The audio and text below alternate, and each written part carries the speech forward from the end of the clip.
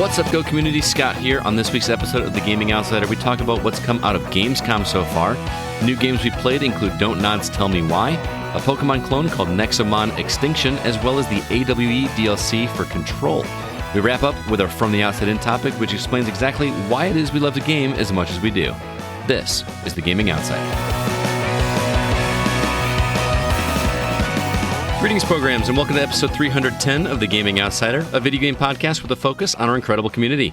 It's Monday, August 31st. I'm your host, Scott Clark, and joining me are my friends, Zach Parkerson.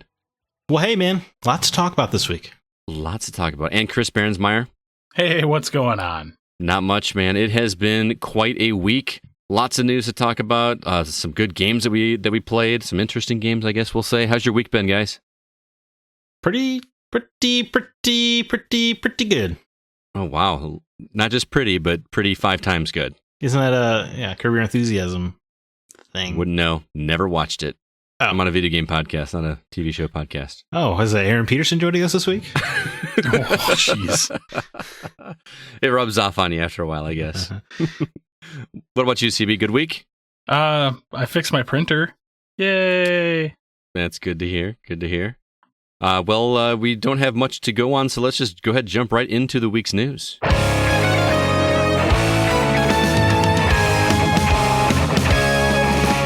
Like Zach alluded to, we got lots to talk about. New trailers came out of Gamescom. We'll get to those specifically, but some standouts between Gamescom as well as everything else. The new trailer for Lemnis Gate.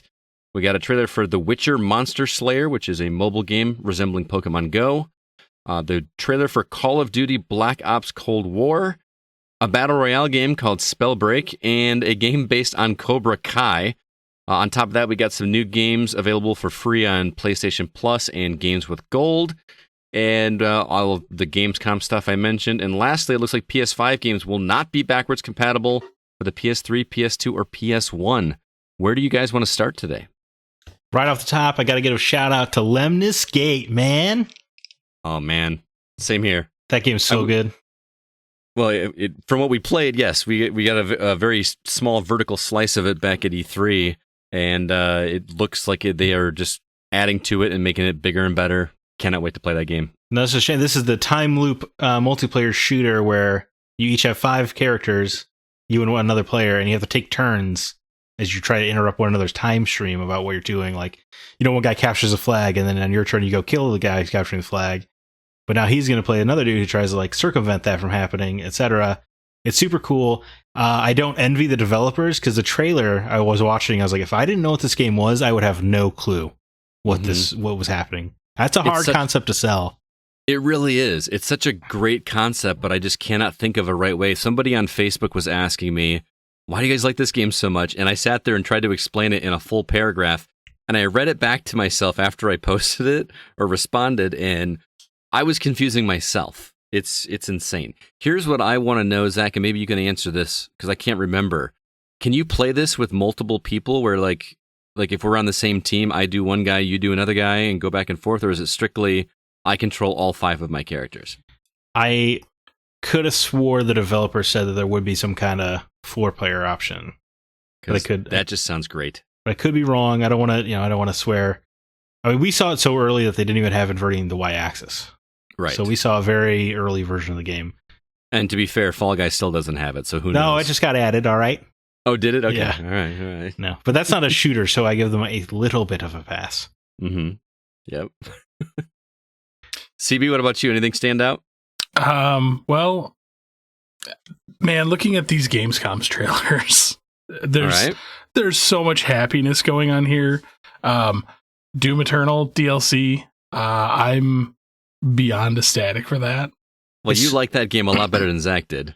Yes. I was going to say, yeah, even though I think I gave it a 6 or something for the site, I was thinking about selling the game, but I couldn't because I'm like, oh, they're going to do DLC. So I'm still excited for the DLC for some reason. I'm not sure why, but I want to play it. I guess Doom 2016 was so good that it's carrying me through Doom Eternal into hoping the Eternal DLC is good. It should be pretty good. I mean, it looks really good. 12 minutes. I'm excited because it's got Willem Dafoe. And James McAvoy, man, who I just listened to on the Sandman audiobook. and that guy can whisper into my ears all he wants. He does have a great voice. That he does. I didn't know he did audiobooks, and I just want to go get a book that he read just to hear him read a book. That's the only one I know of, but he's very good. All right. But that 12 minutes game looks so freaking good. Yeah, It really does. It's very interesting. But I know Zach and I talked briefly about it over the course of the week, but Respawn's Medal of Honor VR game looks so gloriously good. Mm-hmm. I actually got a message from Josh Ershman from our community who was just super amped about it. He's big on VR, and he was just adamant about how good this game looked. To me, it has a very Blood and Truth feel. Like, it looks fluid, it looks smooth. I've been waiting for a solid shooter beyond Pistol Whipped. So I can't wait for this game to come out. It looks really good.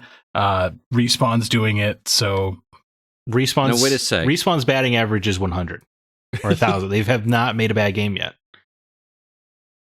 I'm trying to think. Yeah, they made it Apex, right? Apex, which is incredible. Titanfall 2, Fallen Order, obviously, top notch. They don't have a miss on their record. I got to ask you though, CB. You compared it to Pistol Whip, which is very much an on-rails shooter. Does this game look to be an on-rails shooter, or is it more like Blood and Truth, where you're still moving around the environment? No, it's not that I was comparing it to. I'm just looking for a first-person shooter, because unfortunately, like right now, the only thing I'm stuck with is either Blood and Truth or Pistol Whipped. Gotcha. Okay. And Blood and Truth is exclusive to PlayStation. Yes, which is very unfortunate. Dragon Age 4. So Can we talk about Dragon Age 4 real quick? Yeah. Please do. All right. So first of all, Dragon Age Origins is awesome. Dragon Age 2, awesome. Dragon Age Inquisition did not do it for me. But the ending was very good, and they're setting up Dragon Age 4. But what is this weird announcement structure for this game? Was it last year they just put up the logo? Mm-hmm. And then the year before that, they like showed off some concept art, and now they're like doing with like white box level design. Like, it's a very strange way to roll out this game. Well, didn't they do something weird at the EA thing too, where they just kind of like hinted at it? Yeah, the Dragon Age 4 is happening, but we didn't really see much. Yeah, they were like, it was like Dragon Age 4, the Dread Wolf or whatever. Like, that's all they said about it. Yeah, it was like Dread Wolf Rises, and then there was some behind the scenes footage. Very bizarre way to roll this out. But it's working. We're talking about it. I love Dragon Age. You know, I got the Dragon Age encyclopedias, for God's sake. Oh, wow. You know what one I think looks really cool is Lego Star Wars The Skywalker Saga, which, Zach, you talked about when you saw it at E3 last year, and or not last year, but the year before. And you were raving about how cool this game was, and I was like, oh, yeah, okay. Sure, Zach. I mean, I've been telling people online for well over a year and a half now how awesome, how just, like, this game blew my mind what they were showing me in action. Mm-hmm. Like, I saw just a straight up gameplay demo, you know, and like what I was seeing, I was like, there's no way they can make this video game. So I'm happy this trailer's out there and I'm being slightly vindicated. And you know what's intriguing to me is, and again, I knew this from you telling me in the past, but this is going to span all 9 movies, which, if you're going to pack all that into one game, that kind of tells me that each movie is going to be a slightly more bite-sized experience instead of running through the entire story in like 6 hours or something, which isn't exciting to me. You can kind of zip through those stories. I might disagree with you on that one. No? Because we have 100-hour games. Like, yeah, but are people going to play Lego Star Wars? I guess they do, to get all those extra little characters, right? Yeah. I really could see 3, 4, 5 hours per movie. It's that's a lot of Lego. I was going to say, even 3 hours per movie is 18 hours, right? Yeah. Right. Or, you know, 27 hours. So it's still, that's a substantial game. But the real hook of this game is it's free roaming. And by free roaming, I mean, like, you can hop into the Falcon on Tatooine, just shoot off, go break the atmosphere, go into outer space, and then go fly like Coruscant all in one move. That's cool. It's an open world Star Wars galaxy. Like if this wasn't Lego, this would be like Star Wars fans could not even handle what would be happening. You know? And it's even like when you're flying around in outer space and you come across an Imperial Star Destroyer, you can just go land in its docking bay and explore the Star Destroyer. Okay, that's cool. It's insane. And they're building everything for the first time.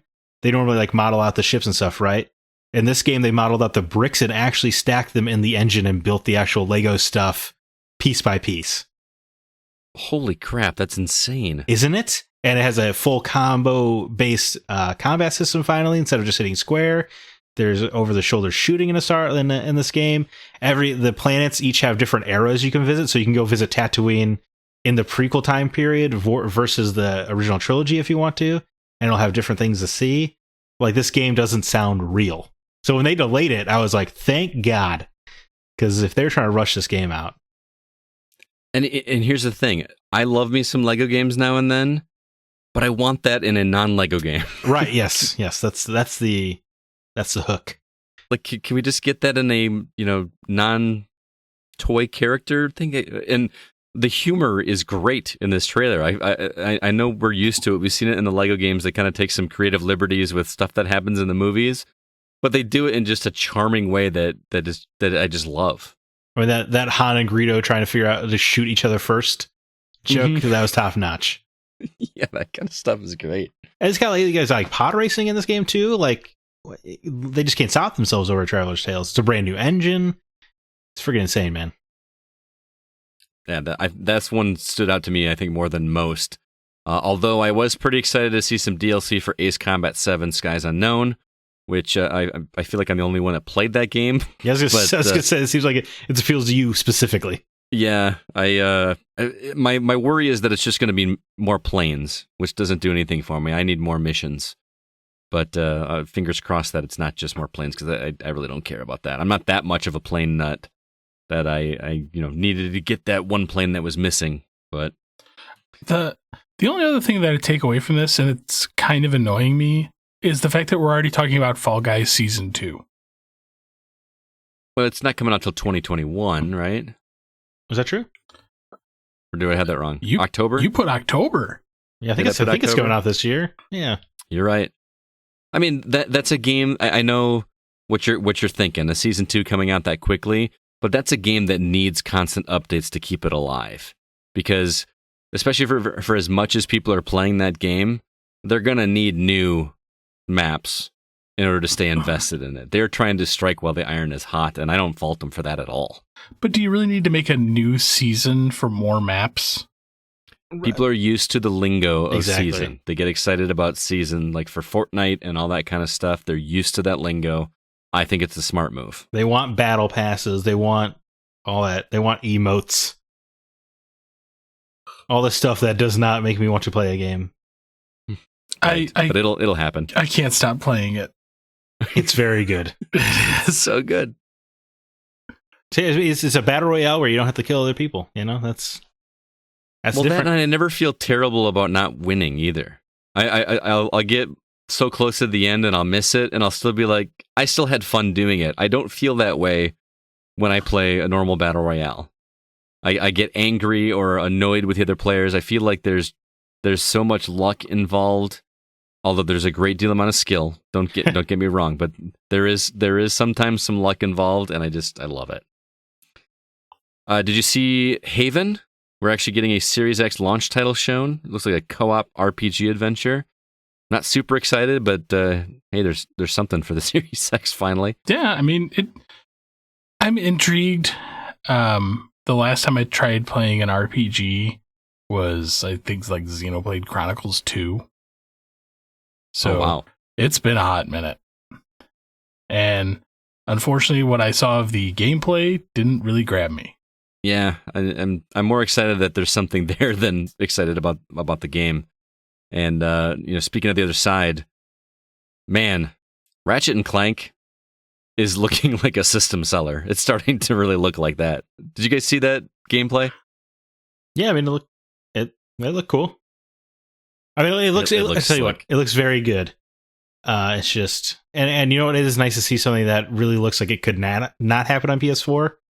because their other big system seller, Miles Morales, is pretty clearly just an expansion pack that they're cutting off of the PS4 for no reason.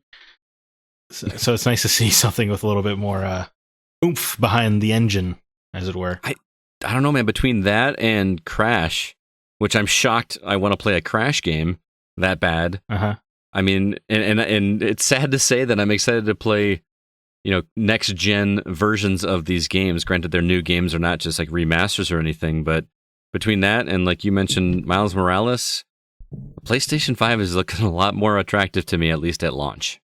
Yeah, neither one of them are looking super hot to me right now. No, I know, yeah. Especially, honestly, the most exciting thing so far was seeing the Skywalker Saga trailer, and it's delayed to 2021. I was like, oh, and it's going to PS5? That'd be a great game to have on PS5. Like, that was the first time I got excited about PS5. So the Lego game is what got you excited Look, about a PS5? I'm excited about Miles Morales, but I think it's pretty obvious that game could have run on PS4. And it's just a straight up dick move what they're doing. Also a dick move is that we don't know what it costs. And it comes out in like 70 days or whatever. Or if you're going to be able to get it day one. Oh, yeah, dude, we didn't even talk about their lottery-based pre-order system where they're giving preferential treatment to the active PlayStation user. That's garbage. Which is funny because I got one of those emails. Yeah, me too. But how did you get one of those emails? You hardly ever. I know. Well, I guess you just got done playing Tsushima, so they're like, "Oh yeah, he plays a lot. He's active." That's pretty funny. So, how would you prefer they roll it out then? I mean, wouldn't you rather it go to people that are actually engaged in playing it instead of buying it up just to try to flip it and sell to somebody else for an upcharge? To me, it just feels like another pin on the board that these companies are not ready. Yeah. How so? Why would that mean they're not ready? Because just not enough? That to me says you don't have enough stock. That to me says your retailer partners aren't fully on board, because otherwise you would put it in a store. It just says to me, I mean, it feels like both companies are just kind of forcing these things out in a time where everyone I talk to, anecdotally, of course, seems to agree that this is the wrong time for this. Not to mention, you have to order it through Sony. Like, it's not like go to GameStop or Best Buy or Target or wherever. Like, no, pre-order your PS5 through us. Right, and let me tell you an experience. Sony's customer service is a hotbed of trash. Guys, I'm beginning to wonder if we're going to not see these consoles at holiday. It's a legitimate concern. I'm really willing to bet we're going to see at least one of them, but that would make for a really interesting, head-to-head matchup, as it were, between these two. Because whoever launches first is going to be proclaimed the winner at launch because they have a console out when the other doesn't. I mean, we do theoretically have release dates for both. Theoretically. I mean, the fact that they're both within a 2-week window sounds about right. But again, the fact that we don't have an official price for either still is mind-blowing. And no one announcement for it coming. There's no hey, we're going to have this update on the PS5 or the Xbox Series X. Nothing is on the horizon as of right now. And it is September. Yeah, as of this, it will, tomorrow is September. That's inexcusable. You know what else? Here's another great indicator that these consoles aren't ready is that Ubisoft is announcing the backwards compatibility plans. Not Sony. Yeah, that came from Ubisoft. That so you can play PS4 games, but you won't be able to play PS3 games. You'll be able to play select PS2 games and no PS1 games. And I think it's a pretty safe conclusion the select PS2 games are the PS4 reduxes they've been doing. Right, like Grand Theft Auto and all that. They add the trophies and stuff. And here's the thing. I don't know, the older I get, the less I care about being able to play those older games on a current platform. I was so excited for the original Xbox games coming to Xbox One, and I think I played Crimson Skies for about an hour and a half, and I think I played that Star Wars game you recommended for about an hour, and I think that's it. I think that's all I've touched. So I don't really need it. I can't keep up with the current games, much less go back and play old ones. Although it's nice to have the option. Yeah, I was gonna say I mean I don't use the 360 one very much, but I do use the original Xbox back compat somewhat often.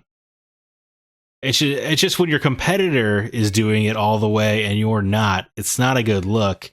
But I guess what can we expect from the company that only let you start changing your username about 2 years ago? That's true. I don't know, man, but if you listen to podcasts and Twitter and Reddit and all that kind of stuff, Sony is doing everything right for some reason. I mean, I understand it's a game console and it's all about the games, and Xbox doesn't really have much of anything at launch with this console, so I get it. But it's frustrating when, like, what is Xbox doing? They're not, they're doing everything else right except for what's important, which is games. So I'm kind of talking myself out of my own argument here, but I mean, there's a lot of heavy fanboyism. Well, no duh. I mean, there's Well, I mean, you have the Sony kids like, it's the greatest console ever, and then you have the Xbox kids throwing it right back. And honestly, at this point in time, I'm just kind of like, meh. I'm just okay with my Xbox One and PS4 as of right now. Yeah, I'm perfectly happy. It's going to be really difficult not to pull that trigger when it comes, just because I'm one of those guys that just has to have the newest thing. But the more it sits, the less likely I feel I'm going to have to get one of these at launch. Either one. Yeah, Sony is talking me out of a PS5. I was ready for one at the beginning of this year, but then COVID happens. Obviously, my hours have shifted, my funds have shifted. That does present a problem, but also, like, the more they say about it, the more I'm like, I can wait. And that's how I feel about the Xbox. I feel like Microsoft is talking me out of it. And I'm not even a big Halo guy. The delay of Halo is a very much bigger deal for everybody else than me. But there's nothing that I need to have that console for other than good graphics and a better running console. I'm perfectly fine. I'm sitting here playing Undermine, a game that does not need anything near a Series X, and I'm having the time of my life playing that game. I'm actually only buying the Series X for one reason. Because then I can just save up the money when it's easier to get a PS5. That's true. Well, plus you got what's that program they've got where you can basically rent it or lease to own an Xbox Series X?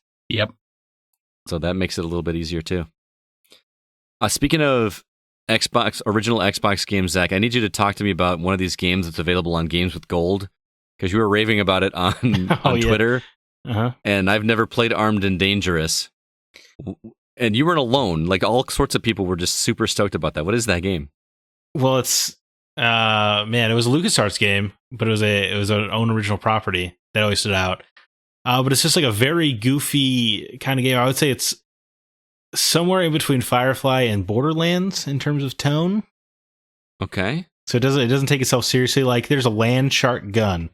It's a gun that has little baby sharks, and when you shoot them into the ground, they go doot doot doot. They become like great white sharks, and they hunt enemies. And you have like a robot companion that drinks tea all the time, even though he can't consume it. It's just a very goofy, irreverent is the word people like to throw around kind of game. It's just like a fun, dumb shooter. And they don't really make games like that anymore, All right.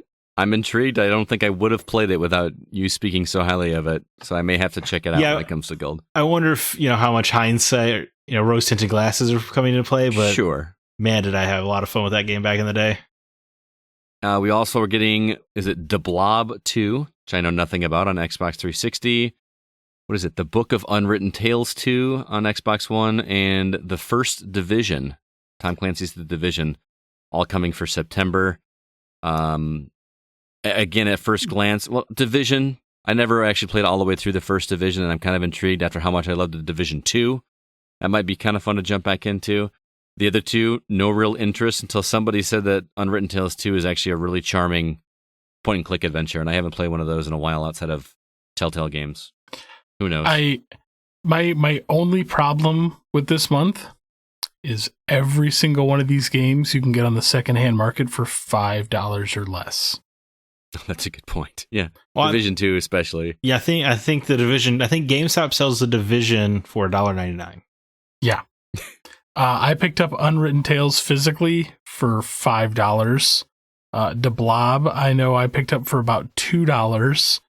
And The Blob 1 or The Blob 2? 2. Okay.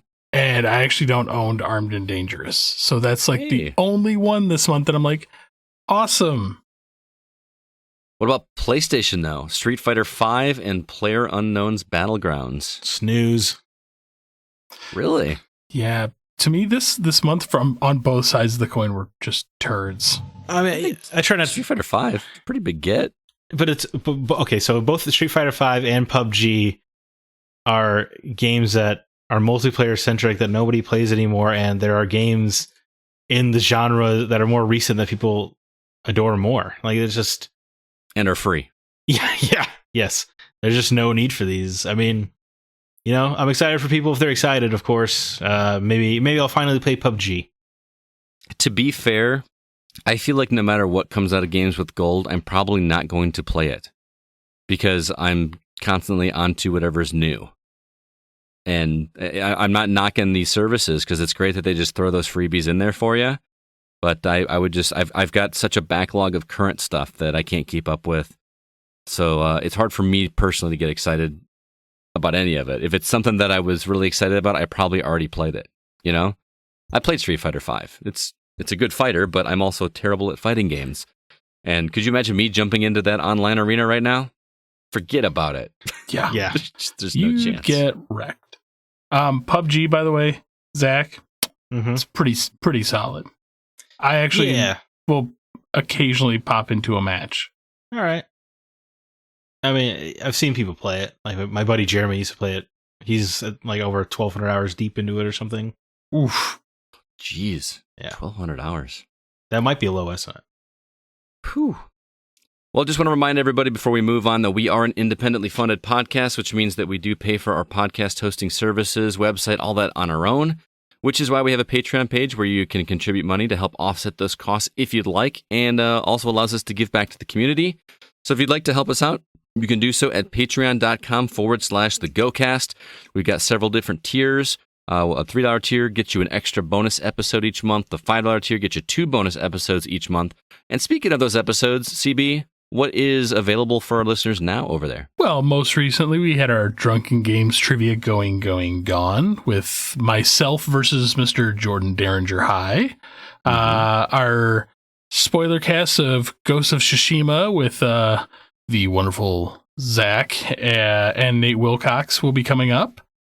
And I believe we're going to be doing a Break the Seal on Tony Hawk. Yeah, because you know who's never played Tony Hawk? Christina, Probably. But also this guy.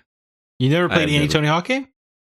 I think I played one on PS1 for about 10 minutes. Whoa, So I don't think that really counts. that's crazy. Spider-Man was a Tony Hawk too, man.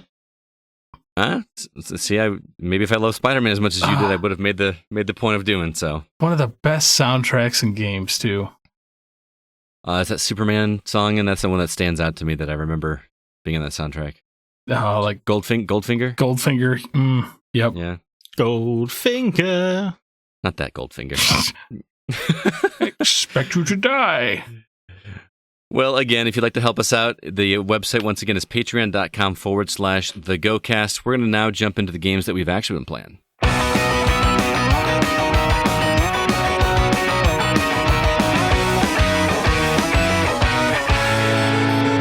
Zach, last week was a big week. How does this week look? Games are starting to come out, man. Which is cool. Finally. Right, so, I say that after a big week last week. Ari and the Secret of Seasons is a 3D platformer looking game coming on PS4, Xbox One, Switch, and PC September 1st. It looks very charming. Dude, you said the exact word I was going to say. I kind of clicked on that link and I was like, okay, whatever. That looks great. Doesn't it? I want to play that game. It looks very Nintendo 64. Yes, it does, but with current graphics. Yeah, which is what, you know what, we need more of that. It's very colorful. Mm-hmm. We need And more. happy. Yes. Like, even just the opening cinematic of the girl like getting her hair stuck in the window was cute. Yeah, I really want to check this game out. Mhm. Then Hitman 1 and 2 comes to Stadia September 1st. So I just want to mention that as a Stadia update. It's still ticking. Who knew? Surprisingly. Iron Harvest is a little steampunk looking RTS game coming to PS4, Xbox One, PC September 1st. WRC9 racing game coming to PS4, Xbox One, PC September 3rd. Doraemon, A Story of Seasons, very much a Harvest Moon kind of game, but does not look too charming. Coming to PS4 September 4th.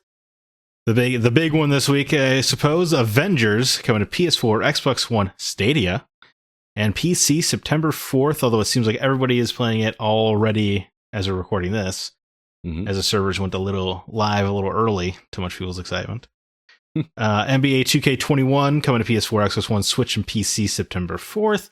Paradise Killer, which looks like a murder mystery visual novel with a bunch of sexy anime characters. It's gonna be in an open world, by the way. Yes, that was. Have we ever had an open world murder mystery game? It definitely threw me off. Yeah. And the characters are like weird cardboard cutouts in the 3D environment. Do you notice that? Yeah. It felt very Danganronpa. Yep. I was thinking the same thing. That's going to Switch and PC September 4th. And then speaking of Tony Hawk's Pro Skater 1+2 goes PS4, Xbox One, and PC September 4th. I am very much excited for that as well. Yeah. You guys are way more excited about that one than I am. I Tony Hawk, pre-ordered. I pre-ordered it already. Did you? I mean, they added reverts to Tony Hawk 1. That's life changing. Reverts? Yeah, it's a way that in manuals, which weren't in the first game, but that's a way it keeps your combo going longer, basically. Gotcha. Okay. When you string together combos. You know, I'm not a big RTS guy, but I have to admit that Iron Harvest actually caught my eye a little bit. I probably won't play it, to be perfectly honest. Yes. But there's something about... I'm more inclined to play a game like that when it's alternate history. It has than I am for like a very cool aesthetic. Yeah. It just like these giant steam, or I think they're diesel powered, not steam powered, diesel powered mechs from like the 1920s. Yeah, that looks cool. It looks like mechs got dropped into World War One. Yeah, looks very cool. It reminds me of the board game Scythe. Okay, I've seen that artwork. I don't know anything else about Scythe, but I know it has a cool cover art. Yeah, it's a good game. I think that Ari and the Secret of Seasons is the one that stood out to me the most that I would really like to play, but more than likely I'll probably play Avengers. See, I'm with you. Like if I'm looking at this list, I honestly think the game I want to play the most is Ari and the Secret of Seasons. Yeah. But I feel almost like I have a responsibility to this podcast and the site that I have to play Avengers, and also just curiosity of like, please be better than the beta. You know? I'm with you. What about you, CB? Anything? I'll be playing Tony Hawk. Over Avengers? Maybe. I'm not surprised by that notion. Well, sure. He's a comic book dude. You know, that's... I am. But I just don't want to be disappointed, man. You probably will be. If the beta is any indication. It's just... what's funny about Avengers is there could be 100 other games I want to play this week, but just the license alone is going to draw me into checking out what Avengers is all about. Which is sad. Which is sad for my brain. Which is why they paid for the license. Yeah, you're not wrong. Yeah. Yeah. Yeah, if this game did not have that license, it was just, you know, that sort of game, the Destiny kind of game. Yeah. With a bunch of characters with different power sets, no one would give a damn. I think you're right. Absolutely right. Yeah. Even with Crystal Dynamics Square Enix behind it. But anyway, Scott. Yes, sir. Hopefully onto greener pastures here. Tell me why you played this game on Xbox One. It's called Tell Me Why. It is called Tell Me Why. I played it because it was on Game Pass. I don't know that I would have really paid it much attention, except it were on Game Pass. So I said, why not? I'll check it out. I like Don't Nod. They made Life is Strange, which I was a big fan of, and so I thought I'd check this one out. Have you guys seen the story? Do you know anything about what it's about? Yeah, I mean, the only thing I remember is they mentioned the word transgender about 16 times in the announcement. Yes, there is a character. It's two twins that grew up together, obviously, and one of them is a trans character. And you're not wrong. They remind you of that quite frequently. It's very much centered around that, which I'm not certain how I feel, because I feel like in a world where we are trying to, I don't know how to say this delicately, without making anybody angry with me. I'll risk anger if you want. No, I have a point, and if you agree with me, or if you want to add to it. But what I'm trying to say is, we're trying to get to where we don't look at trans characters and constantly think that this is a trans character. We just think of them as anybody else. And this game seems to try to be doing the opposite of that, like constantly reminding me, that the player, that this character is trans, because I think there's an interesting story here that can be told that keeps getting shadowed by that. Every person that you come in contact with has something to say about, oh, I knew you when before you transitioned, and it's this person's reaction to it, and it's almost like they're trying to get a reaction so that they can respond to it. I don't know. Maybe I'm misreading it, but is that what you were going for, or do you have more you want to add? Well, for me, yeah, the problem is twofold. One, I understand that they went that they worked with GLAD, didn't they? Yes, they did. To make sure everything was above board and delicately handled, because telling a trans story that seems like a rocky road, Mm-hmm. But for me, it almost comes across, they mentioned it so often that it started to feel like a marketing gimmick to me. Yeah, that's kind of how it is. I don't want to. I understand I'm risking somebody's fury, but I fully support trans rights. It's just same here. I don't have any issue with that. I don't have an issue with the game because it has a trans character. I just feel like the focus is on that more than anything else, and I don't know if that's doing service to the trans community, or when I feel like what that's going to do is actually make people more angry when you just keep pushing it that hard. I follow the Jordan Peele logic of thinking, when he talks about his movies, and that they're not black movies the way he sees them, they're just movies that star black people. Mm-hmm. Because all Hollywood has produced with black leading people, in his opinion, are movies about being black. If the lead is black, and this just feels like that with a trans character of like, well, we couldn't just have a trans character. The story has to be about them being trans, right? And that's kind of how I feel. Now, there is certain story elements that do rely on that. I will fully admit that, and they do make for some interesting story beats.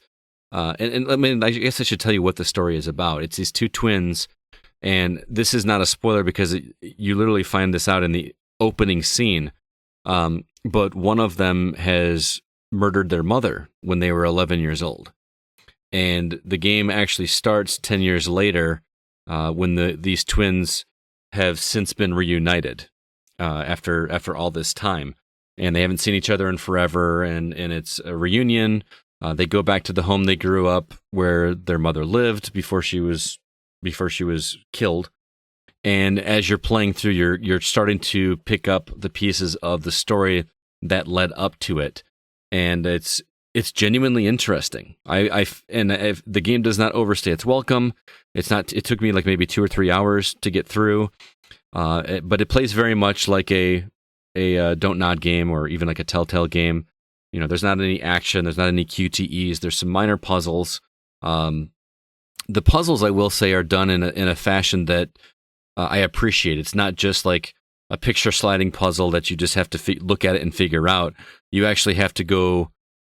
There's one towards the beginning where you have to read a diary that the kids wrote together when they were kids, when they were 10 or 11, and you have to actually figure out which story in the diary to read.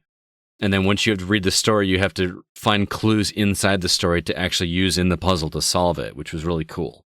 It's not in your face at all. You really have to kind of do some digging and reading to find it. And I appreciated that. There is I feel like it wouldn't be a Don't Nod game without some kind of supernatural element associated with it. They do seem like unable to help themselves. Right. And as much as I did not really care for it in the last one, was it Life is Strange 2? Granted, I didn't finish that, but part of the reason I didn't finish Life is Strange 2 was because, although, was that Don't Nod? Yeah, it's Don't Nod. Okay. Yeah, I just remember that I own all of it on PS4 and have never touched it. I played the first episode, and I just never felt compelled to go back. I don't know if it was because of the length of the episodes. I wasn't that invested in the story. But anyway, back to the supernatural element. The twins you find out that when they were kids, they had this ability to speak telepathically to one another, without anybody knowing. And now that they're reunited, that ability is rekindled, and it's actually ignited even further because now they are actually able to relive memories that they experienced back when they were kids. And some of those memories are triggered by, like, for instance, in one scene, they were triggered by a song. So you had to figure out what the song was. You had to get the song played. And then when that happens, you wander around the environment, your controller vibrates, and you see some sparkles, and you have to press a button to, observe this memory, basically.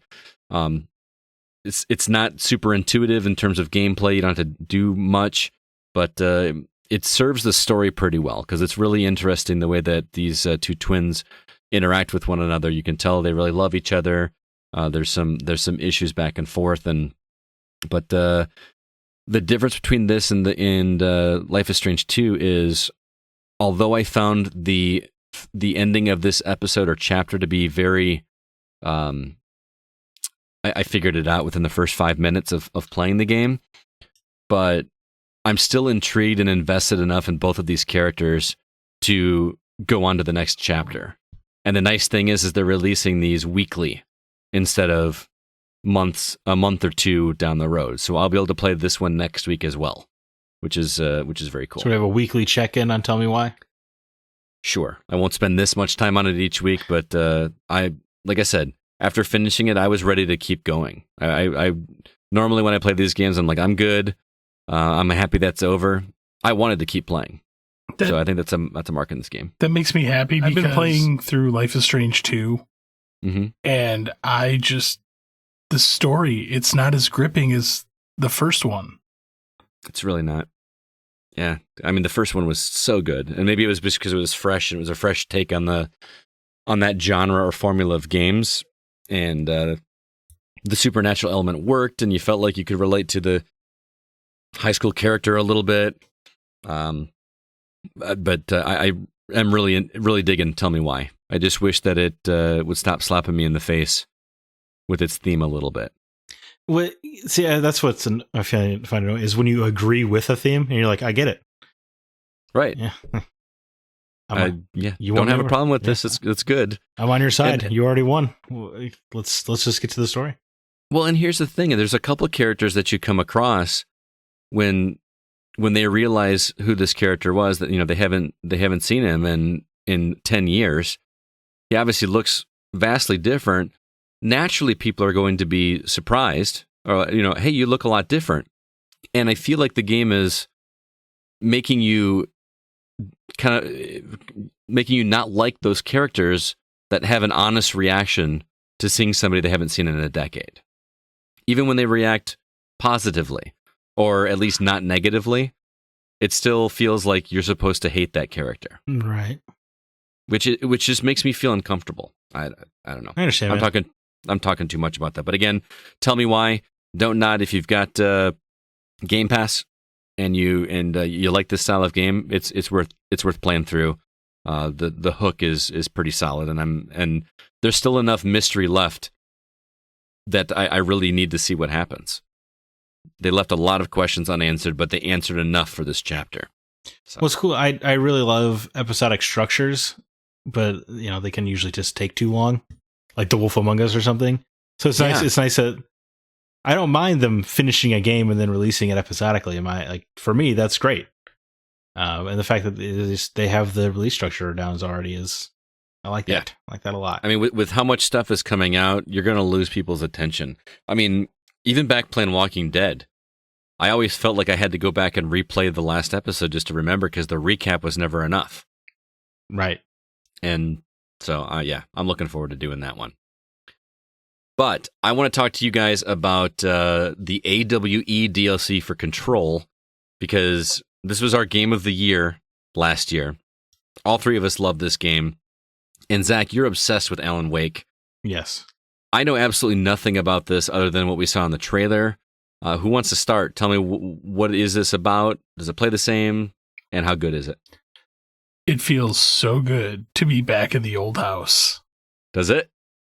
Yeah. Yeah. Was it a struggle to relearn the controls after being away from it for so long? Nope. Like riding a bike. See, That's good. I told you this guy. Like it does a really good job about ramping you back into things. And now, That's true. You did tell me that. And now CB understands what I meant. Yeah. And I found out that the Foundation is available on Xbox as well. Oh, really? Yep. It's very good. Yes, it is. Yeah, I actually think we can talk more, but I actually think the Foundation is a better DLC. I'm chugging through quite a bit of it because and the problem with having the Foundation and AWE at the same time is I'm not quite sure 100% which involves the Foundation and which involves the AWE. Oh, because they're both available at the same time? Yes. Oh, so kind of like, like in Fallout 3, you just get like a radio signal that would say, oh, this place is now available. You've got that happening at both times. I mean, I've started figuring out some of the AWE stuff. Yeah, I think I want to say AWE almost exclusively takes place in a new sector, right? The yes, investigation sector. Because there's a mission that you do with Langston, going around and finding things. Mm-hmm. So I was like, oh, well, these are all AWE items. Is this part of the DLC? And then I got into that area that you're talking about, the investigation sector. Yeah. And then I'm like, oh, okay, yeah. we've unlocked more of the oldest house. There we go, yeah. Zach, did you finish it? I did. So were you satisfied in the Alan Wake sense of the word? Well, did CB finish it? No, not yet. Okay. Okay. So you can't really say. Just yeah, you can't even. I know nothing about Alan Wake. Yeah, I mean, there's nothing truly revelatory. I mean, they've already said Alan Wake and Control are the same universe, and that their next game is also in the Remedy connected universe. So let me just say, by the end of the game, it's pretty clear what is happening next with Remedy. Oh, man, now you're making me really have to play this game. They are making no bones about it, and it looks very exciting. Okay. The future of Remedy. All I know is, man, I forgot how good this game was. Same here. Like, just picking up the controls and running around and doing your thing. This game is so good. I wish it was better received. Well, I mean, critically, right? It was a darling, right? Won plenty of Game of the Year awards. We were not alone in our opinion. But that game sold like dirt. Yeah. Yeah. I mean, this is a game that I wish would be like a Games with Gold or a PlayStation, like a PlayStation 1, whatever it's called. PlayStation Plus. Yeah. And then, like, okay, you get the main game for free. Just buy the TLC, please. Yeah. And they're so worth it. Yeah. It's, like I said, I don't think it's as good as the Foundation. But what it does, it is an absolute. The whole DLC is just a love letter to Alan Wake. There's even gameplay mechanics from Alan Wake brought into Control. So like you have a flashlight, you have to use your telekinesis to carry around lamps to burn darkness away. Oh, look at that! It is straight up Alan Wake. The whole time you're playing, you're getting different messages from Alan Wake, which is cool because, of course, he like narrated his game, So it's just nice to hear his dulcet tones again. There's reading some of the messages from it because I said I had no idea like anything from Alan Wake, never played it, but reading some of the things that are scattered throughout, like the little notes from the bureau. Yes. And I'm like, oh, okay, so this is kind of a thing. Right. You need to play Alan Wake, man. Yes, it's on It's backwards compatible. And I will say it's not gonna be as fluid gameplay as Control. So don't go into it expecting game fluidity, but the story is really great. Yeah. Is there any callback to was it Bright Falls? Is that the name of the TV show? Night Springs? Yes. Night Springs. More than Bright Falls. Because Alan Wake takes place in Bright Falls. Oh, okay. So I wasn't making it up. And then Night Springs was like the Twilight Zone TV show. There are more than a few passing references to Night Springs, and there's I don't want to spoil it. I saw something on a monitor. There are some. You can find a spec script Alan Wake wrote when he was a budding young writer that he wrote for Night Springs, and it's awfully similar to the setup for Control. Oh, that's intriguing. Yes, yeah. And that's just a collectible. They don't make a big deal out of it, but it's food for thought if you know what Alan Wake's deal is. There's some more stuff at the Ocean View Motel and Casino, and that thing is always amazing. Holy crap. Anytime I go back there, I feel like a kid in a candy shop.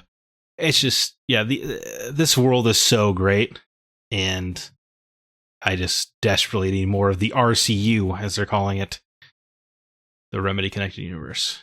Okay, I was trying to make the C because it's not cinematic, and I don't think, as much as I am an Alan Wake fanboy, and this is nothing but eliciting fun out of a fanboy. Like when you burned away the darkness for the first time, I literally I had a grin so big I had to pause the game for a second. I was like, they did not just do that. They did not just do that. It was so crazy. But I still think the Foundation was just a better built DLC. Okay. And there's, I don't know. It picked up plot threads that were left dangling from Control they're very thrilling to see conclude.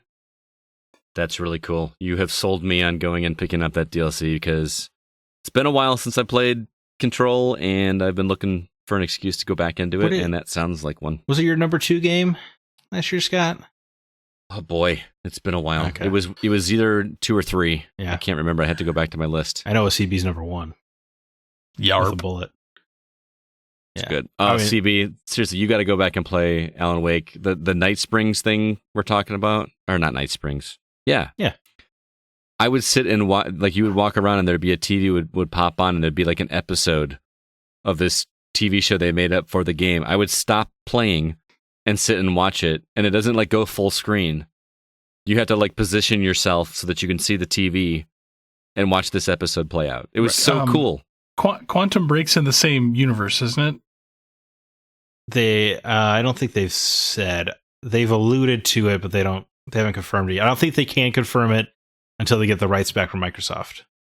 Okay. But there are documents in Control that definitely you could interpret as referencing Quantum Break.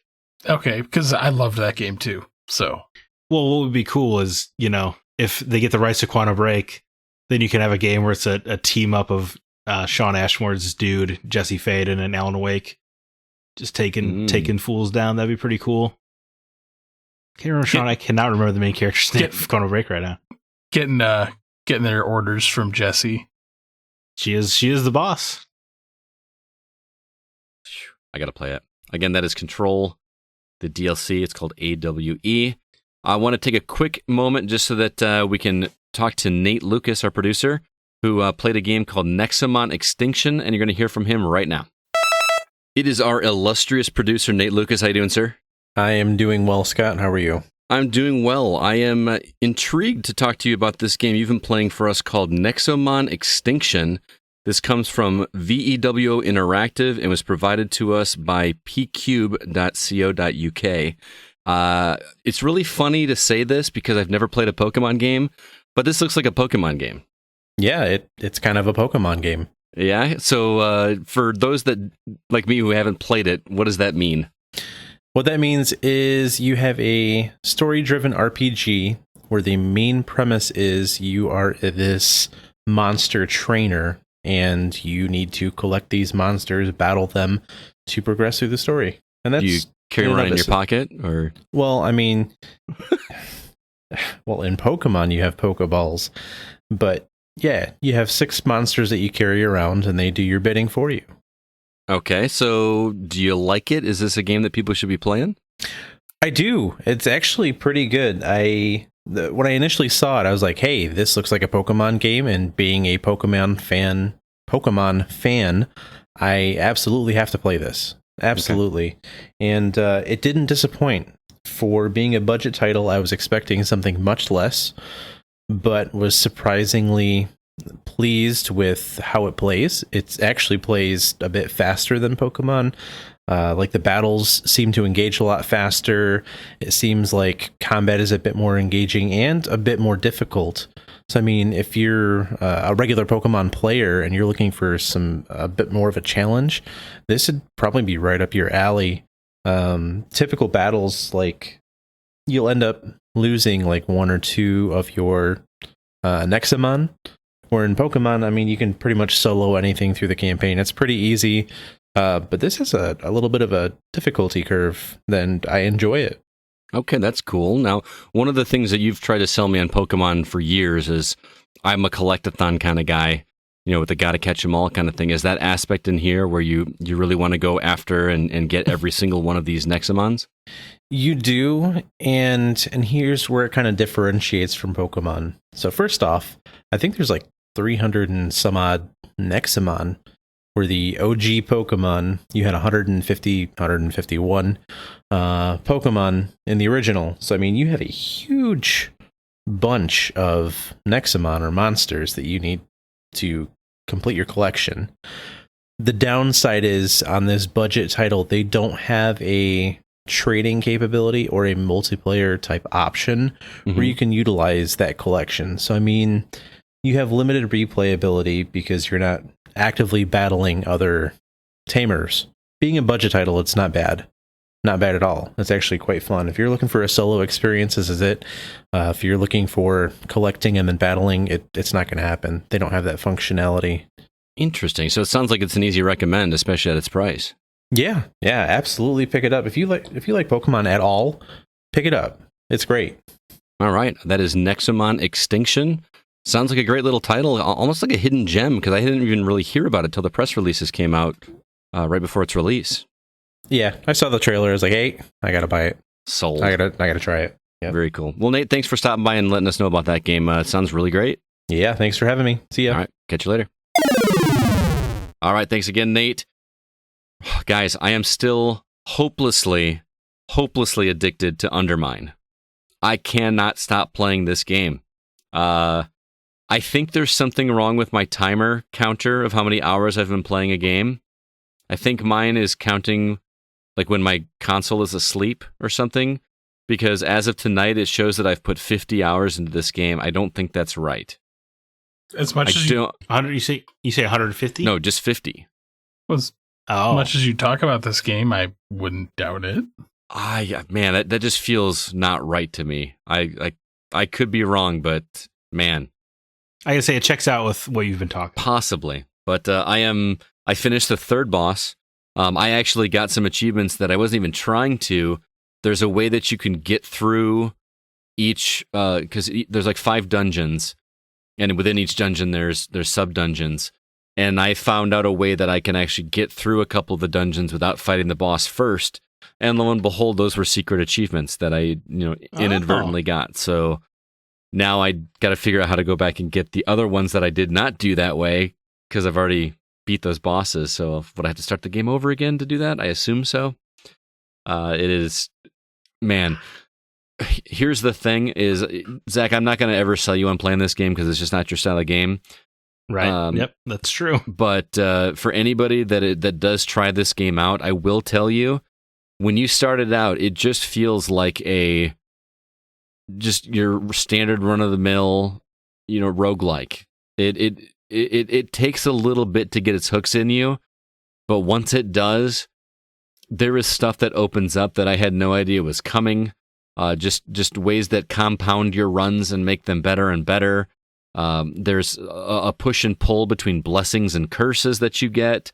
Where blessings obviously do good things for you, but sometimes they come with curses which do bad things.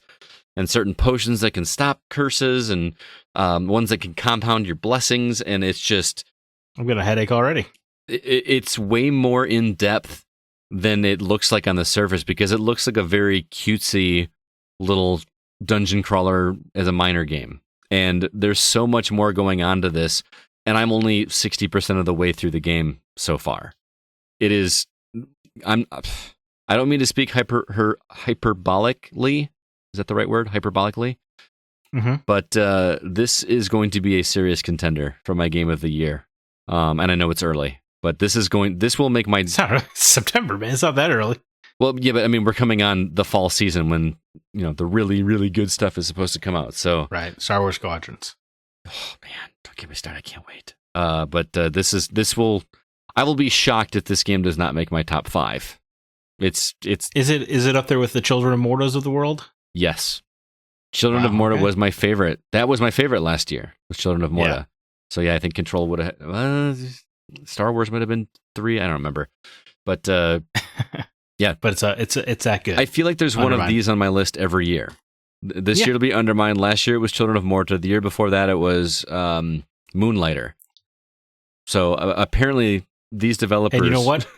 I've tried them all the year after, and I played them for like 4 hours. I'm like, yeah, they're fun. And then I just never touch them again. Yeah, I'm looking forward to playing Undermine for about 4 hours next year.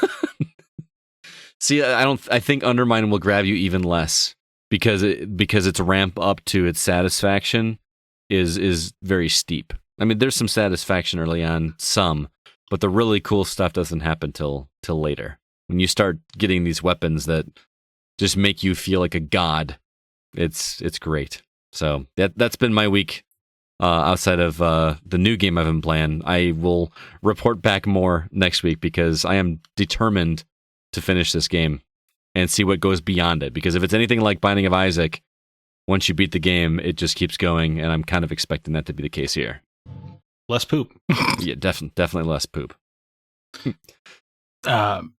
So this is not 100% video game related, but it kind of is. For anybody who's out there on the fence, Lego Super Mario, buy it.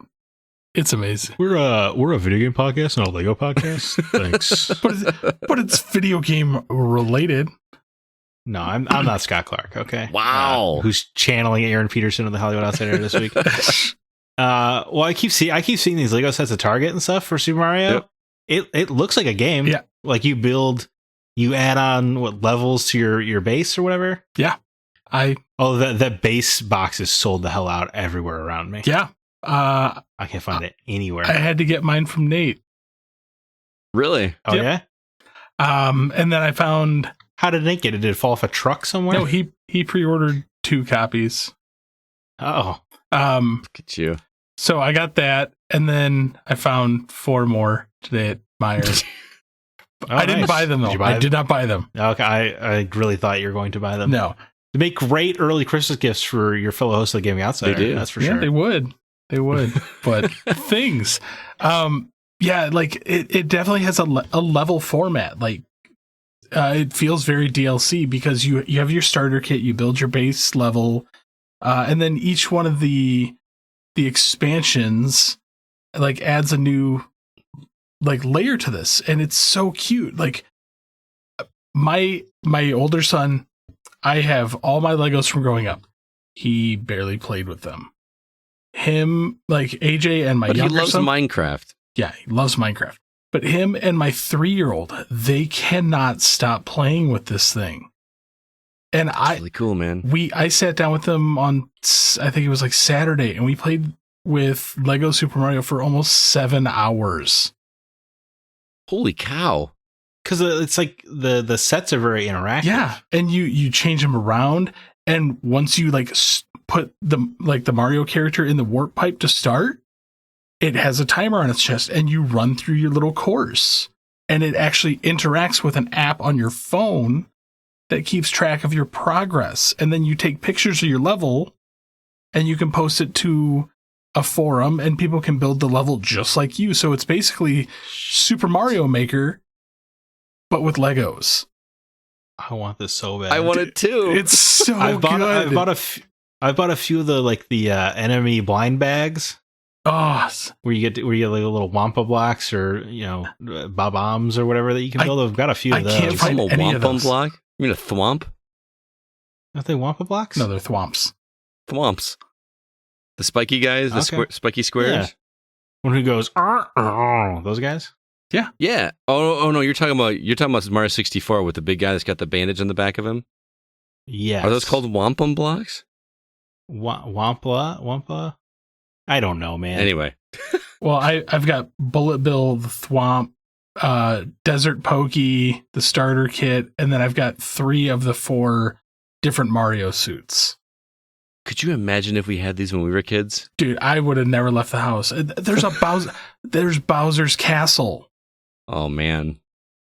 Like it's one of the most adorable things. Granted, it falls to me in that same vein as like Skylanders. But Okay. I feel that this has so much more staying power. And the creator of it at LEGO has openly said that they're like, keep an eye out. We have more plans. And I know our producer Nate and I were talking like, with this partnership between LEGO and Nintendo, there's no end. Like, you could do a Kirby set, you could do a Metroid set. I'd be all over a Zelda set. Yeah. Like, Forget about it. How expensive are they?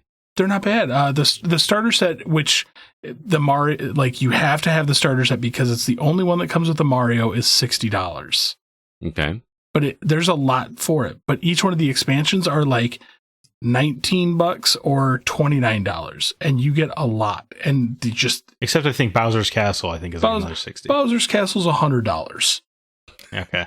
It looks sick. It's huge. The box is massive. So are they durable? Like if I get this stuff and put it in my classroom, is it going to get torn apart? No, it's durable. I'm letting a 3-year-old play with this. Okay, fair enough. You sent me a picture. Like it's really funny. I wish you guys could see the picture that CB sent me. It is it's like his kids sitting with their legs crossed. So you can't even see their faces or anything. But then they just got this long train of like a Mario level in front of them, and it's great. And the reader in this thing is amazing because like you step on a red block, his chest lights up with fire. Like you stepped in lava. You step in a blue, it starts playing aquatic music from Super Mario World. You step on a green, it's the grassland, and it like just everything on this thing clicks. It's great. And there's like stupid hidden things. When Nate was showing me how to change the batteries, because you essentially have to take his legs off, he says "Mamma Mia." Like when you open him up. Oh, that's cool. It's Mamma Mia. Is it? It's got our boy Christopher. It does Charles not have Martinet. It is not Charles Charles. Martinet, I almost said Christopher Maloney. That's not right. But like you can set him down and like jump him off things, and it makes the Mario like jump noise. That's cool. It's one of the most adorable things. Parents, if you're listening to this and you're trying to find something for your kids for Christmas, buy this. I swear to God, if they are a fan of video games, buy this. It's wonderful. It's the same price as as me on it, man. It's the same price as a brand new video game. Same price. And they'll get infinitely more enjoyable like moments. Well, Infinitely. it's That's strong words. It's no Fortnite. You're building your own essentially live action video game. Right. I did not know it was that involved. Yeah. I am very intrigued and really wish I had the money to. Because here's the thing, I won't stop. If I buy that starter set, I will just keep going and going and going. My back like counter on my classroom is just going to be one giant Mario level, and then I have to have the Bowser Castle. That's the reason I refuse to allow myself to buy a Magic Gathering starter deck. Yeah, don't do it. I know it won't stop. Don't do it. And then there's the new one. It's like Boo. Like it's Boo's like haunted thing, and there's Toad's treasure hunt. Oh man, it's so good. It's gonna make so much money. I mean, so I've already let a few people in my life know that this is my number one Christmas item.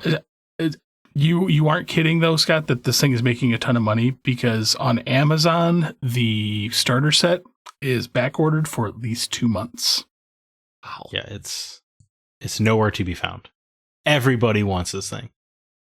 That's crazy. All right, you sold me, man. Zach, what else you been playing? Well, yeah, I was follow that up with the Tom Clancy mobile game I've been playing. Oh, the one that you're complaining about because Ubisoft won't make a proper Splinter Cell game? Okay, for the record, ever since they announced Elite Squad last year, I thought it looked kind of cool. Okay. But yes, it does have Sam Fisher. He is the hardest character to get in the game, of course.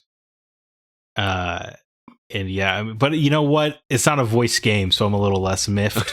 Okay. But don't get me started on this one. So let me just enjoy Elite Squad, a mobile. It's a character collecting RPG on mobile, but it's very like tactical. You have to make kind of. In a lot of these games, you kind of click the attack buttons in the bottom right corner with your characters until they do some damage. But this game, you're a little bit more active. You have to use like drone strikes and stuff. It's just fun. It's a fun way to kill a few times, do your dailies. I'm digging it. They have a shockingly deep cut representation of Tom Clancy characters.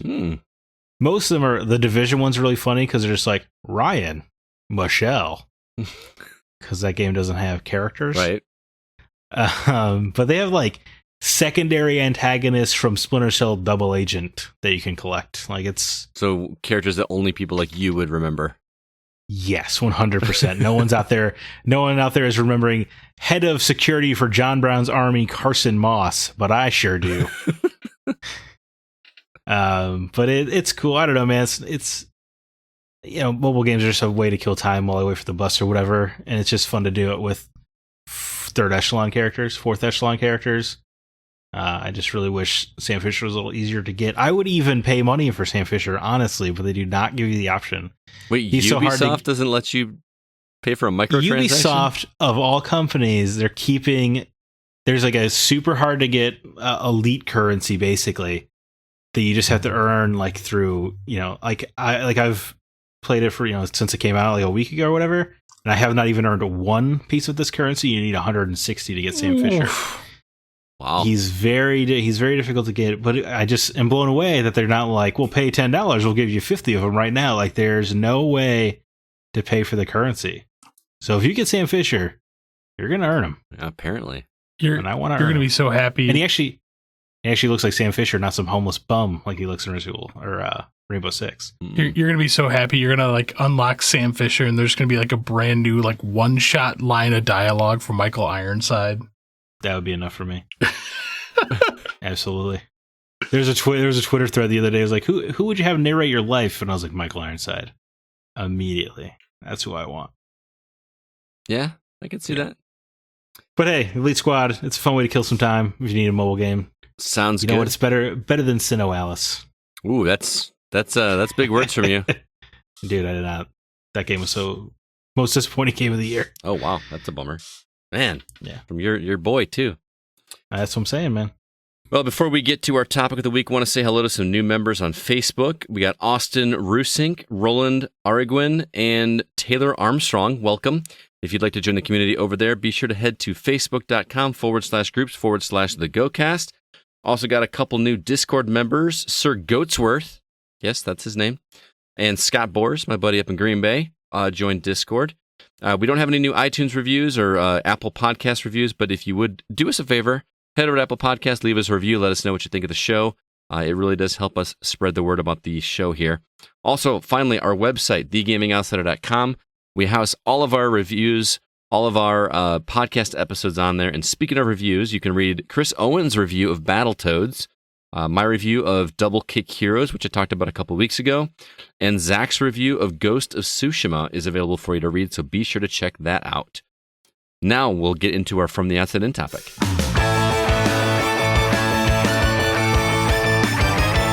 This week we kept our topic pretty simple. Why do you play video games? What is it about this interactive medium that keeps you guys coming back for years and years? We're going to answer that question ourselves, as well as responses that we got from our community on Facebook, Twitter, and Discord. So what say you guys? I know you both love games just as much as I do, but why? Well, right off the bat, I'm just going to borrow Crystal Miller's comment. I love exploring the world's characters, themes, and ideas. Plus, it's nice to have a break from real life. For me, man, it is all about the world, the character. I do really love narrative themes. And, for me, just video games are interactive and it makes it immediately more engaging than other mediums. I don't think there's no storytelling medium as powerful as video games because no other look, I love TV shows. They can be very thought-provoking. They can be very interesting. They have great arcs, of course. But there's just nothing that speaks to me the way video games do. And then the stories are only getting better. I would agree with you there. I think ever since I was a kid, the first time I grabbed an Atari 2600 joystick and realized that me pressing that button and moving that joystick actually affected something on the screen, it felt like it was, even though it was just Pac-Man, it felt like I was important. It gave me relevance to that experience. And that's always been a big reason why I love games, is it makes me feel a part of it. Even if I'm not actually playing that character, I'm just controlling another character, I have ownership of that character. It feels like my character, even no matter how simple the game is, I have ownership of that character, and it feels like I'm a part of it. So I agree with you. And you know, you become enveloped in the brain of the main character, right? Like when someone betrays Max Payne that he trusted, it feels like you've been betrayed. Mm-hmm. Because you also trusted Vinny Gognitti or whatever. You know, it cuts deeper because you were there every step of the way. Mm-hmm. You know, and you fought off hundreds of bad guys, you and Max Payne together. So when the guy shifts allegiances, it feels more personal. Say when it happens to, say, Picard. Well, and especially because of the amount of time that you have invested in that character. I mean, you know, TV shows aside, but movies especially. You know, even if you've watched a movie series for like 2 or 3 movies, you know, you're looking at 6, maybe 7, 8 hours. But in a good story-driven game, you're looking up a potential 12 to 15 or more, depending on how the size of a game is. So you feel more invested in that character and its long ride. So I agree with you on the interactive nature of it. CB, you got anything to add? I mean, I'm kind of the same way. You become the character. Like, I mean, you are driving this force. Mm-hmm. So I can understand that. I mean, it's part of the reason why I do too. So, yeah, I mean, as far as like me, one of the reasons I got into games, it's a way to quiet my mind. I grew up with really, really bad ADD and ADHD. Okay. So video games were an outlet that I could actually kind of focus my brain. That's interesting. I feel like I might have the opposite effect because I've never been diagnosed with ADHD or anything like that, but I feel like my mind is constantly running. Like it takes me forever to fall asleep because I just, you know, I can't sit in silence when I sleep. I just feel like I have to, like, you know, be watching something or listening to something to fall asleep to. So I feel like I want to agree with you for me personally that I need a place to channel that, but I feel like a game makes my mind move that much faster because I'm constantly worried about reflexes and the story and, you know, but be distracted by my phone. You know what I mean? But for me, like I've learned to like tune that out.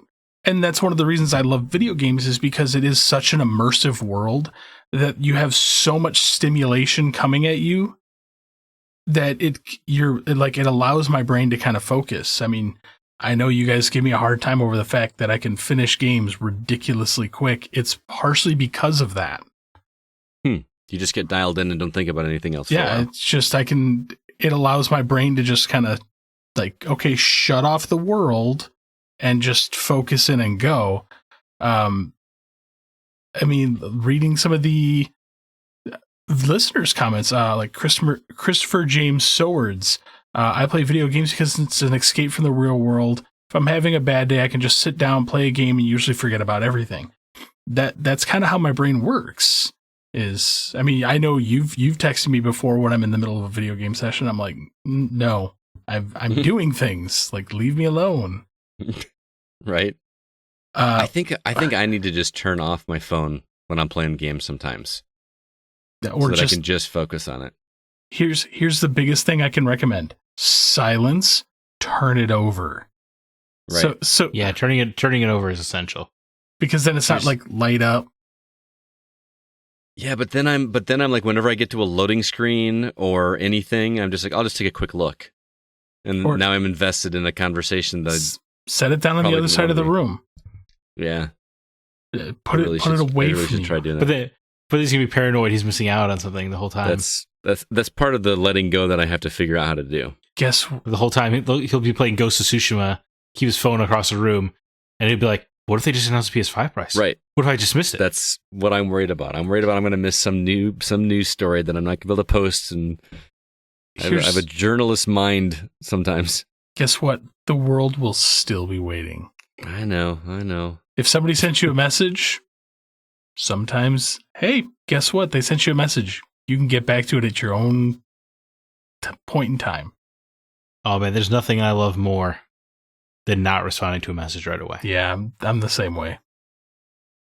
And not because I'm a jerk, because I like if somebody texts me, I like responding right away. I'm not a total a-hole. I'm just saying when I like when the video game is so immersive that I'm like, I did not look at my phone for the past 4 hours. Oh, I see what you're saying. Yeah, it's nice. It's also, it is a nice reminder to people to be like, hey, I'm not at your beck and call. But at the same time, though, like when you actually finally do turn over that phone, you're like, oh, look, I've got 7 messages. This is awesome. Someone wants to talk to me. See, that feels like work to me. Catching up? Yeah, catching up makes it feel like work to me. And that's what I'm very much something pops up, I need to extinguish that fire and take care of it right now, rather than come back. Like when I go to school and I go to training where I have to be engaged and I can't, look at my phone every 10 minutes like I normally do. And then I come back and I've got, text messages and emails and Facebook, this and that. And I understand I have no one else to blame but myself. It's my own obsession with trying to do as much as I can to keep this thing going. And I fully admit it's a problem. But for me, it's worse coming back and just having a wall of things, like a checklist of things to do. I'd rather just keep on top of it all the time to keep it at bay. That's like my favorite part of the day is waking up in the morning and just seeing that like line of like message. And I'm like, okay, go to the bathroom, sit down, take care of my business. Yeah, absolutely. This conversation is wildly tangential at this point. That's okay. But it does establish a precedent when Scott Clark does not respond to me within 5 minutes. So I'm like, is he okay? Yeah. Is something going on with Scott? Yeah. I think you were texting me yesterday and I was out with my wife. And it was spotty for me to be able to get back. We were mini golfing. They were very short responses, which is also not typical of Scott. Right. So I was like, "Oh, is Scott mad at me? What did I do?" I'm the same way because like if I just get a yep, I'm like Scott's mad. Dude, that exact situation happened yesterday. I think I sent Zach okay, and he thought I was mad. Yes, Scott. He asked me to write an article. I was like, "Hey, I'm at work, man. I can't do it right now." And he just sent back okay. And I was like, and then I found time at work to write the article. No, it's not. I did not mean to come across that way. No, it's not your fault. It's just because it's so unusual for you. Right. My immediate thought was like, man, I must have made Scott mad. I guess I'll find a way to knock this out real quick. No. The reason I was short was because I didn't have had the time to write the article myself. I was I was in the car putting the format together for this show, on my hotspot on my phone when we were on our way to Chicago area to do some couple stuff, and I didn't. That sounds like something that would drive your wife crazy. Well, we're driving. Okay. Listen to a podcast, and Nice. it's not like it's fine. But I had hoped to get that article written at the same time, and I did not get it done. So I was like, I'll see if Zach might be able to do it because I didn't know if you were working on a Sunday or not. So the okay was like I was just getting out of my car to go into this place, and it was. But for those out there listening, essentially, if you ask Scott a yes or no question, you're going to get a 10-sentence response. Right. Well, he usually goes out of your way to make sure you're comfortable about any topic too, because he's that kind of guy. So when he just sends back one word, you're very concerned. Well, I did not mean to make you concerned, but it's okay. Cool. We love you, Scott. Tone is tough in text. It is. Yes, it is. Do you guys have anything else to add as to reasons why? Yeah, video games. Yeah. Well, I did want to quickly touch on gameplay is also very good, Mhm. but I think the best kind of gameplay just reinforces the narrative anyway. Mm-hmm. You know, like everything you do in Ghost of Tsushima reminds you that you're a samurai, whether it's wiping blood off your sword or the different stances you can do. So it just kind of helps immerse you in the world, and that's awesome. That's also something movies just can't do. But also, they're powerful healing tools, such as Stefan rombing. Mhm. Games kept me floating when my mind wanted to sink. Basically, it was a place to get away and not be myself. Nowadays, I play with my son just for fun and to educate him in gaming history. That's cool. Yeah, man, I've been to some pretty dark places, and video games are an incredible way to lose yourself somewhere else. Wonderful escapism. I think that's why Yes. RPGs are so cool, because I feel like I'm just lost in a world, and sometimes I don't even really care about the story. I just want to just walk around and be there. You know, it's escapism. It's just a way for me to stop thinking about all the crap that's going on in the world for a minute. And That's why Dragon Age Origins is near and dear to me. yeah, It's because I was in a wicked low spot one summer, and if it wasn't for Dragon Age replaying it, man, I don't know where my brain would have gone, but it would have been somewhere nice, right. you know. And it was very helpful in that way. Have you ever been in such a gaming rut, or just a life rut in general, that sometimes you don't even feel like playing a game? Like you I've gone like weeks at a time where I just did not feel like playing anything, and it bummed me out. Even then, I was like, it just nothing is driving me to pick up that controller. You know what I mean? I've been where you're talking about, and the worst part is always when you finally do convince yourself to play a game. It's usually immediately satisfying, Right. Yeah. So you're just like, I wasted a week and a half unable to convince myself to play a game, and now I don't want to do anything. But it helps when there's like a new game as well, True. so that you haven't played before. Mm-hmm. You just kind of lose yourself in a little bit easier. How about you, CB?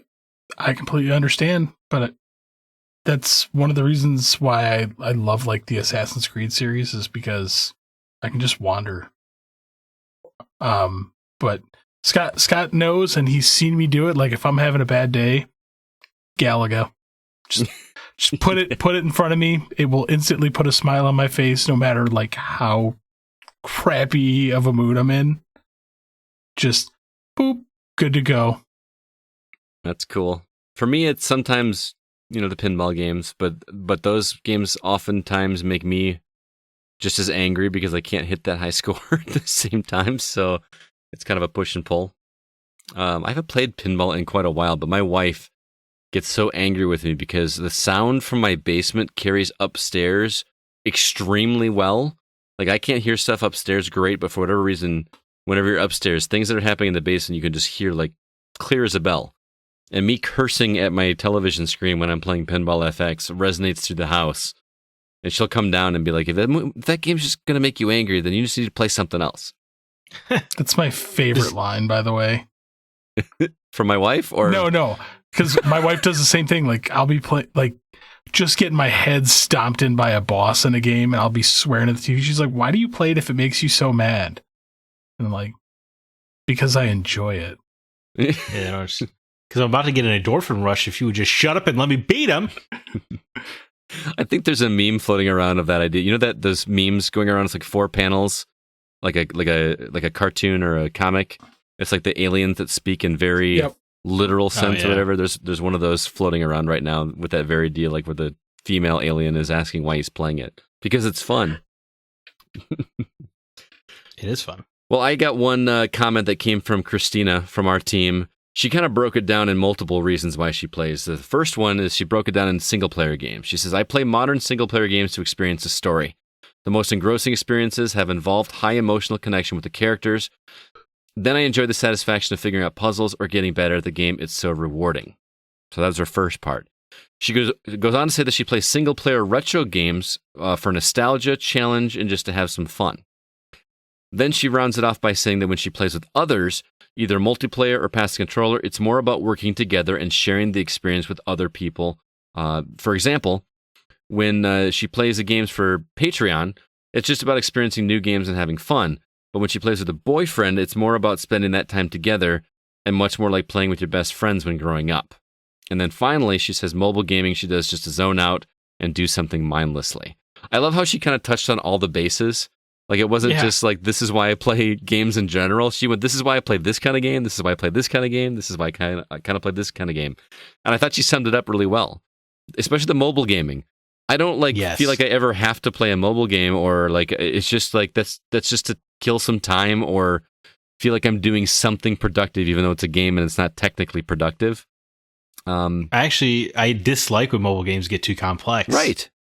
Yeah, which I know is like the antithetical argument to mobile gaming usually, but yeah, I want to not get in, do some dailies and something that takes 15 minutes or whatever, and get back on my day. And I know it sounds silly, but I feel like that's why I fell off of Candy Crush, because I hit a wall in that game where it just became so stupid hard and relied so much on luck. If they just gave me thousands of levels that were just simple to beat but still satisfying somehow, I'd probably still be playing that game. Just go in and do my 3 levels of dailies or whatever, and then just be done. That'd be great. But they made that game so complicated and so frustrating to move on. I just kind of gave up. Shout out to Drop 7. It's Tetris with numbers. Tetris with numbers. It's very good. Okay. That's on mobile, I assume? Yeah. I've been playing it for 10 years probably. Wow. Still playing it. It's just, yeah. Well, I mean, I got it on my very first iPod, and it's still supported to this day. Wow. It's just, well, think about Tetris, right? It just never gets old. Yeah, it's true. I'm just trying to figure out in my head how it works with numbers, but I will look it up. It sounds interesting. Yeah, I agree with pretty much everything she said, especially the multiplayer part. Well, you know what? There's another reason that I play games, and I feel like Samuel Smith really hit it on the head for me. He says that I play games because I'm constantly chasing that feeling I used to get when I was young, staying up late, alone in front of a PC, losing myself into a world of imagination and story. However, as much as I love games, I'll never capture that magic that I felt as a child playing Fallout for the first time. Man, he just really struck a nerve with me. Playing as a kid and feeling that way was so cool. Remember how amazed we were with Super Nintendo graphics? And just how blown away we were and how immersed we felt and how games are never going to get better than this? I missed that high of playing games when I was a kid. See, I understand where he's coming from with this, but I almost want to disagree. The retro guy wants to disagree. Okay, I'm interested. No, he's like, you'll never capture that magic. And I disagree because of games like Control. Like, I fell so far in love with that game.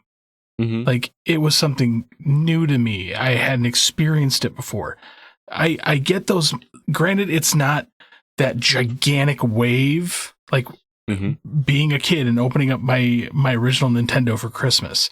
It's not that way, but you get those like small rushes of the same feeling when you hit that groove in a game, and you're like, man, and then you just get that like wave that just rolls across you. Be like, man, I remember being this happy when I was a kid playing a game. Like, you get that same feeling, but granted, as an adult, because we are older, it doesn't stick with us as long because we have so many things going on in our lives, like work and school and relationships and other things. Well, when we were kids, we were looking for that thing to keep us entertained.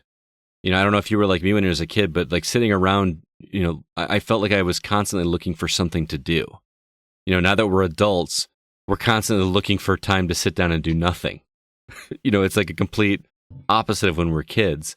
That's true. So it was much easier to impress us when we were kids. Would you agree with that? I understand. I actually play video games more now than I did when I was a kid. Well, like you're on a video game podcast. Understandable, so. But I was the outdoorsy kid. Like, I like to go walk around the forest and like. Well, I mean, I did that too. Do weird crap as a kid because that was part of growing up for me. Yeah.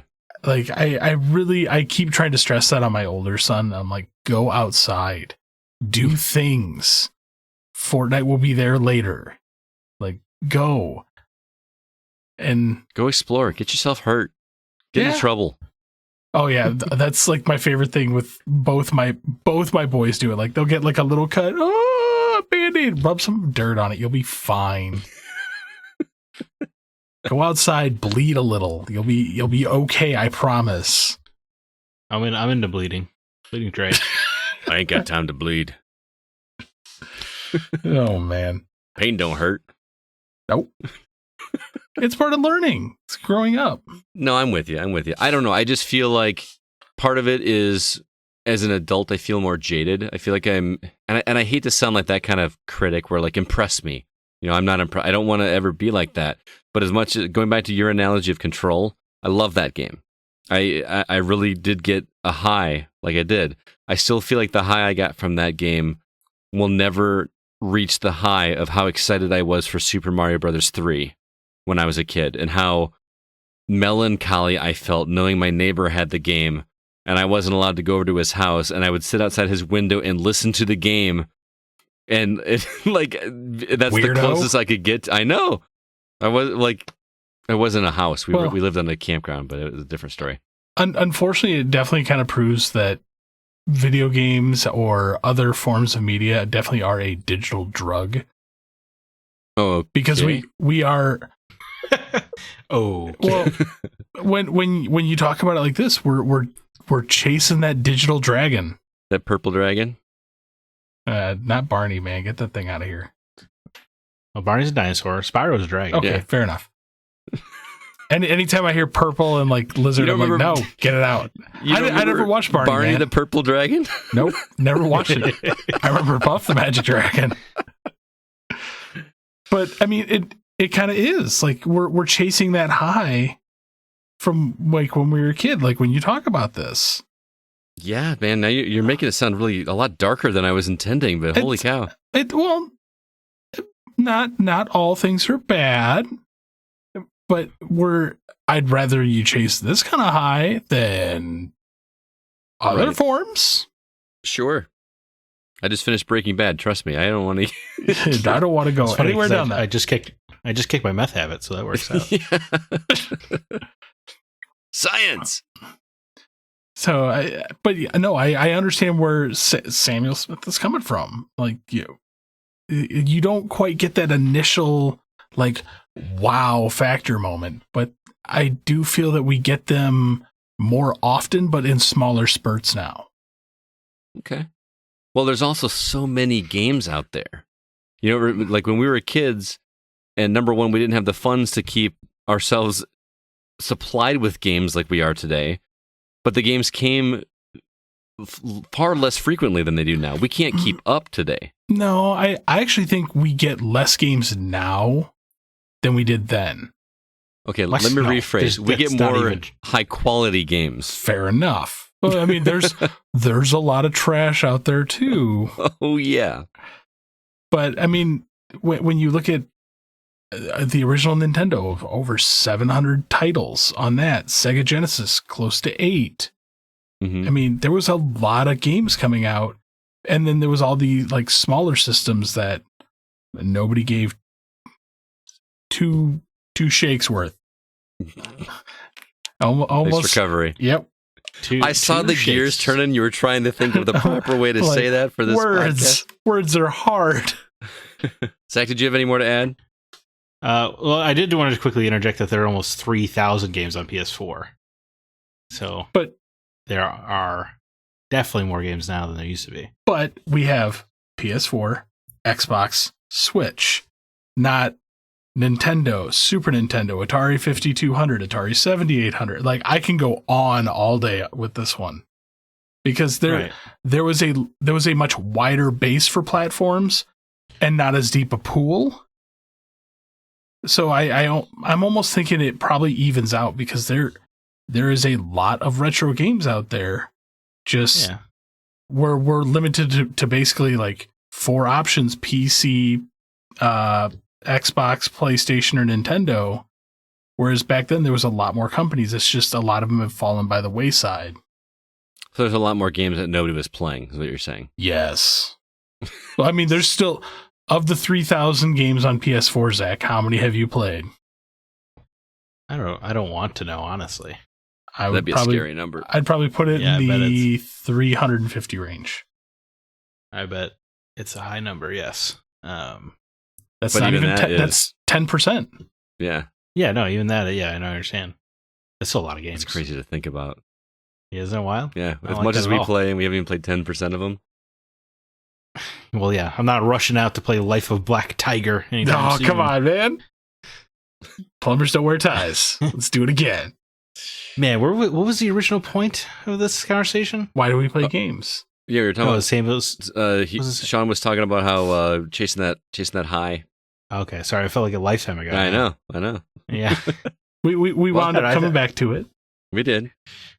Yeah. We had some I think the high is hard for me to find just because games are very samey, in my opinion, these days. So the high for you is a game that does something different. Yes, absolutely. Like surprises you. Yes, surprise is a good word, because a strong story will still carry me through, but it's more likely I'm going to connect with, I guess, the market, the hype for a game if it's something or a setting I haven't seen before. I don't know. I've watched you get that dragon every time somebody mentions Sam Fisher or Yoko Taro. Yeah, they gotta. Well, Sam Fisher's. I feel like I hit the bottle when I hear that name these days. There was a Sam Fisher Yoko Taro game. It's not. I don't know, when they teased a remaster of Sands of Time or whichever one, Prince of Persia, he got pretty perky. I perked up. Yeah, for sure. Well, that was a good topic. Do you guys want to go through some other ones here, or do you want to just move on? You got quite a few other comments. I will definitely mention Matt Ebert. Okay. He says, I do like the escape and the experience, but gaming with buds is probably the biggest reason. Lets me keep in touch with people. Man, nothing makes me happier than sitting down and couch co-op in a game. I mean, I know we talk about the Night Trap thing all the time.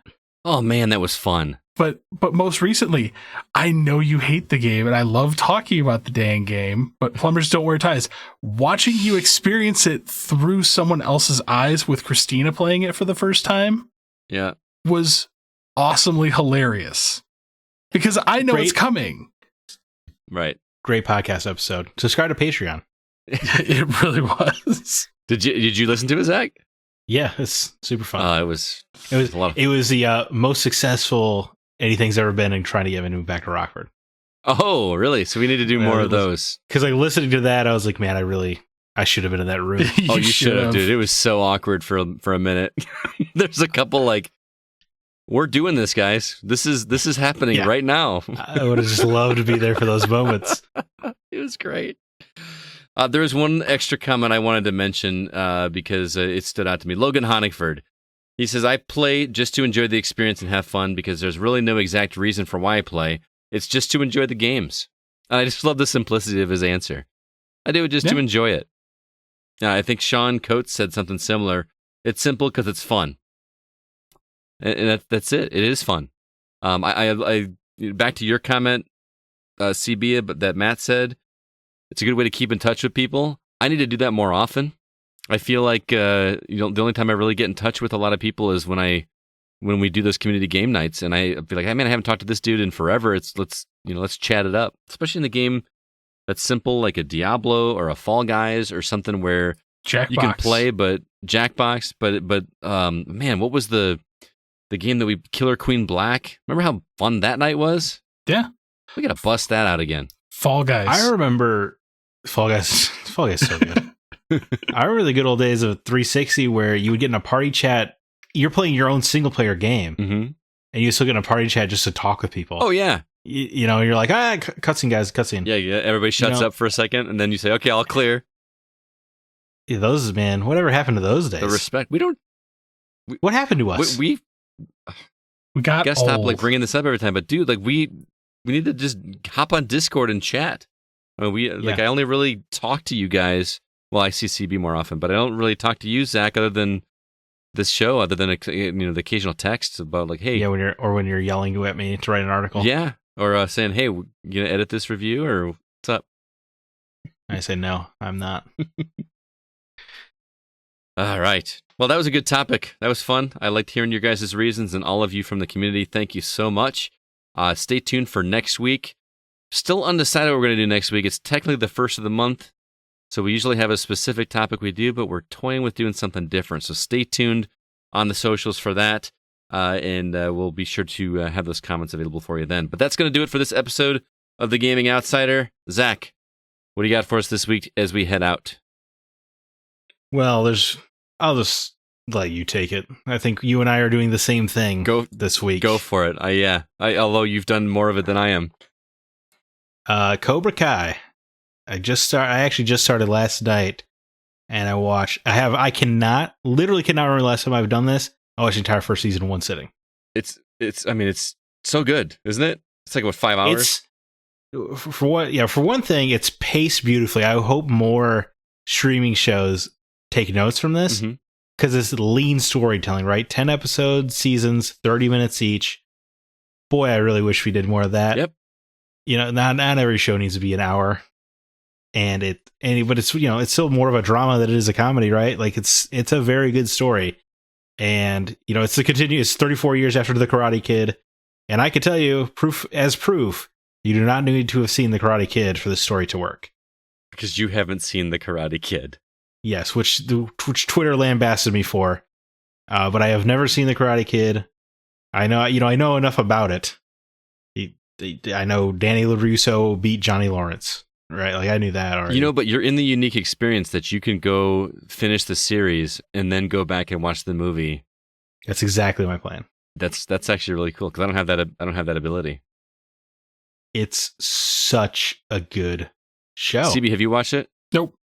Dude, it's really good. I'm only halfway through the first season because I'm watching it with my wife, so I can't just like binge it like Zach did. It's shockingly good.